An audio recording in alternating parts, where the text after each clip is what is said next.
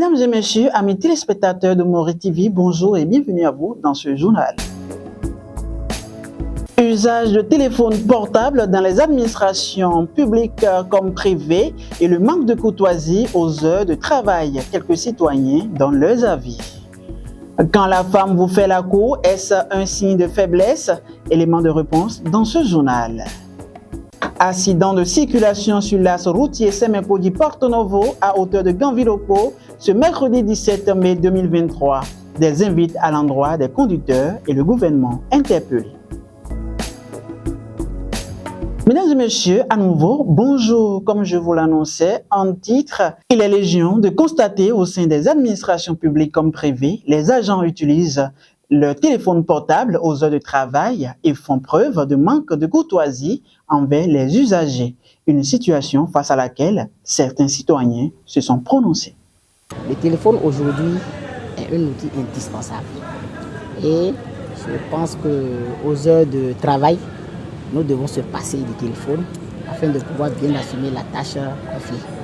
Sinon, être à tout moment connecté avec son téléphone, je pense que ce n'est pas bien. Si je vais prendre un exemple typique, où dans nos administrations aujourd'hui, nous voyons des gens carrément accrochés à leur téléphone qui ne s'occupent pas du travail qui leur est peut-être réservé.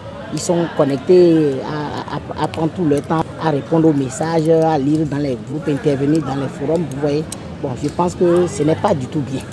Il faut quand même qu'on ait cette habitude-là de se passer de nos téléphones aux heures de travail. Il y a des pauses, il y a des week-ends, il y a des temps morts quand même où nous pouvons profiter et se connecter avec nos téléphones, écrire aux amis, répondre aux messages. Aux heures de travail, moi je pense qu'on ne peut pas être connecté.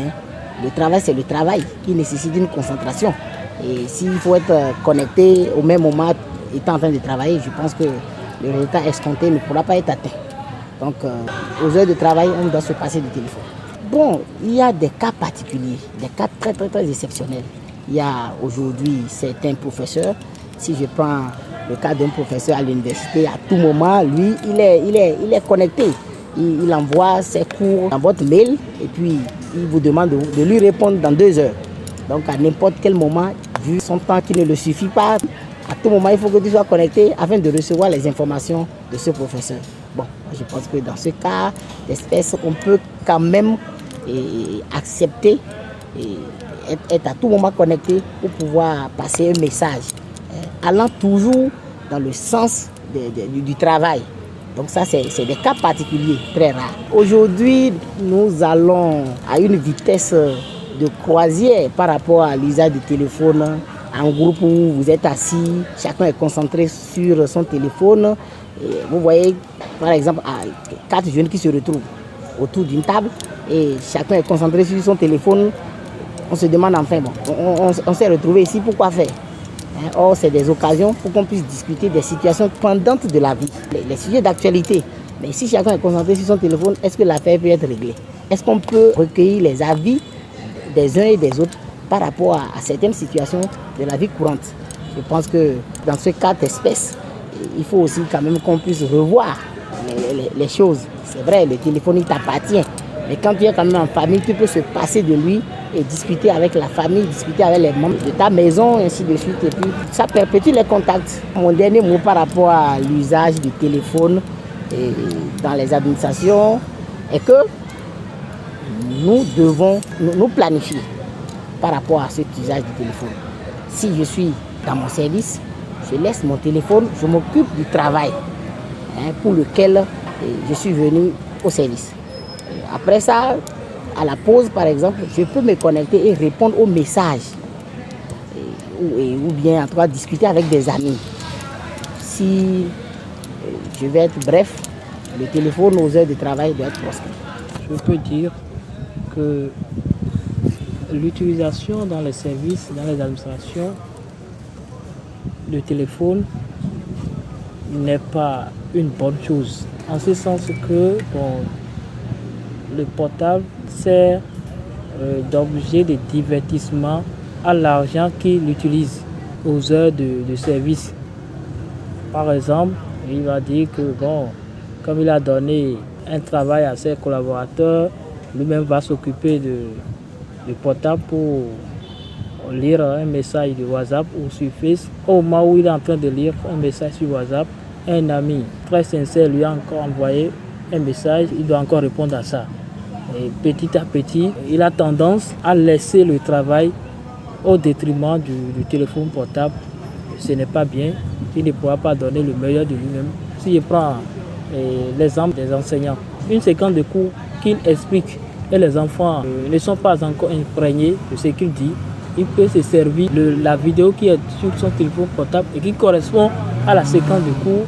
Il peut utiliser ça rapidement pour permettre aux apprenants de bien assimiler ce qu'il explique. Ça peut aussi servir à l'enseignant de chercher des informations et quand il est en salle de cours, de temps en temps, jeter un coup d'œil sur ce qu'il a sur son portable et ce qu'il dispense comme cours. Dans la société africaine, avant qu'une relation amoureuse ne naisse entre deux partenaires, il est de coutume que ce soit l'homme qui fasse le premier pas, mais lorsque c'est la femme qui fait le premier pas vers l'homme, est-ce un signe de faiblesse? Suivez cette Vox Populi pour les éléments de réponse. Draguer un mec, c'est pas un signe de faiblesse. L'homme drague la fille. Et pourquoi pas la fille? La fille peut draguer un mec parce que le mec lui plaît ou parce qu'elle a des sentiments. Parfois, la beauté du mec influence la fille et ça l'amène à draguer le mec. Ceux qui se moquent de ces femmes-là, je tiens à vous dire que quand une fille drague un mec, ce n'est pas parce qu'elle se sent faible, elle a peur de quoi que ce soit, non. Elle se montre aussi capable de se comparer à un homme, quoi. Quelque chose de parité, tout ce que l'homme peut faire, la femme peut le faire. Donc, cessons de nous moquer de ces femmes-là. Je ne pourrais pas dire que c'est du signe de faiblesse. Il m'est arrivé une fois d'être dragué par des filles. Déjà que je suis homme, j'essaie de faire le mieux. Selon moi, ça fait bizarre parce que dans la logique, c'est un homme qui doit draguer la femme. Ça me gêne souvent quand j'entends ça. Non, même pas, c'est pas un signe de faiblesse car toutes les filles n'arrivent pas à faire cela. Au contraire, c'est un signe de courage. Plusieurs fois, les filles m'ont fait la cour. Quand ça me plaît, j'accepte, mais des fois, ça ne me plaît pas. Je refuse. Bientôt une semaine qu'a eu lieu à hauteur de Ganville-Okpo sur l'axe routier Semenpodi-Porto-Novo, un accident de circulation qui a fait d'énormes dégâts. Retour sur le reportage réalisé par notre équipe de reportage au lendemain de l'accident.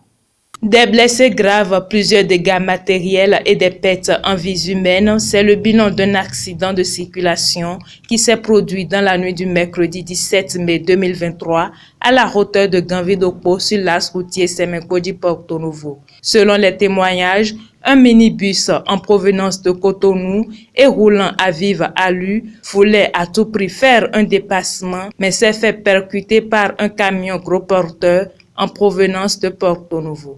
Nous avons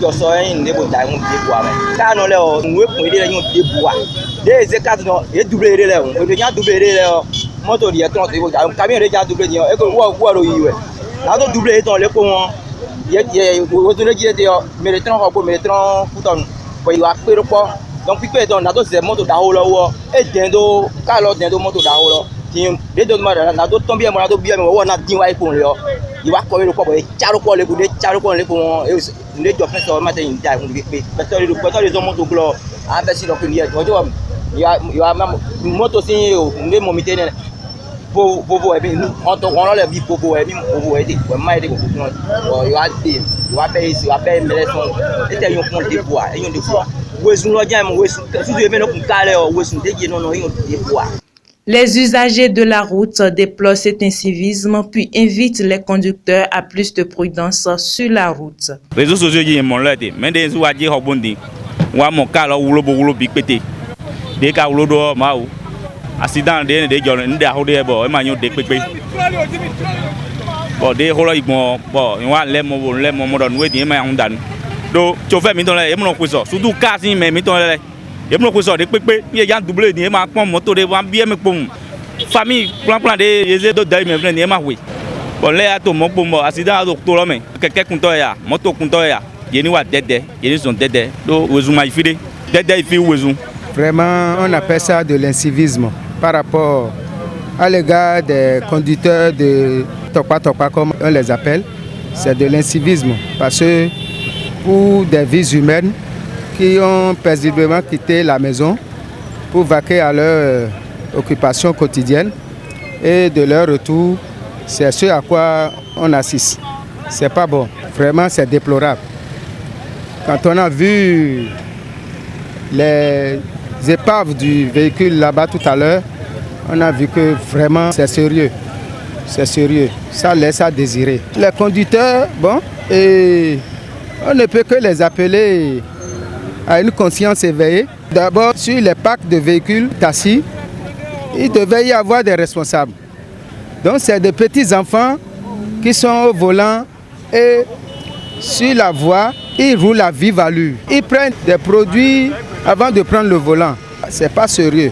Dans un pays dans lequel on a un président qui a de belles idées pour construire le pays et qu'on vive ce genre de choses, c'est de bras valides qui sont de moins dans la population comme ça. À l'endroit du gouvernement, je peux dire de penser à ces gens de taxi Tokpa là. S'il faut les supprimer, il vaut mieux les supprimer. Il vaut mieux les supprimer parce que chaque jour, si ce n'est pas sur la voie de Cotonou-Porto-Novo ici, c'est peut-être sur la voie de Cotonou-Calavi là-bas. Nous avons mais il doit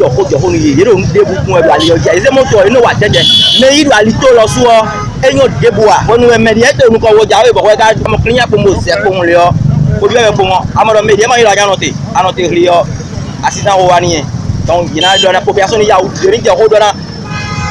carreau le tout carreau le temps ne bois et à holu gan jale boy gan dike ayin gba di fi boy ne ma dokoro a holu ni bo yibo gba o de jibo la yin la population su po fi o do dale na gbaliji bon accident na de popere file di accident yo fi di bon chauffeur gba me di e ma noter e na yi me na wole me ne ba fi ma ro ole me ma fi ba donde donc fi lo no jo fi gba o ne gan mo ha de bu ka do zo lo me a pote pere o chauffeur ek pataki yele me de ti be onu ke me de ti onu surabi ne faut charger lek pour lui il est moto jile il mo do passage ba bon il me de gan chauffeur bo bek beton ne bide do moto me a do maîtriser we bon me de do humele de ma vera ya yesu papa ni mo vera obo a do fi kwasi po bon ne ya do fle wera a ho na permis on a permis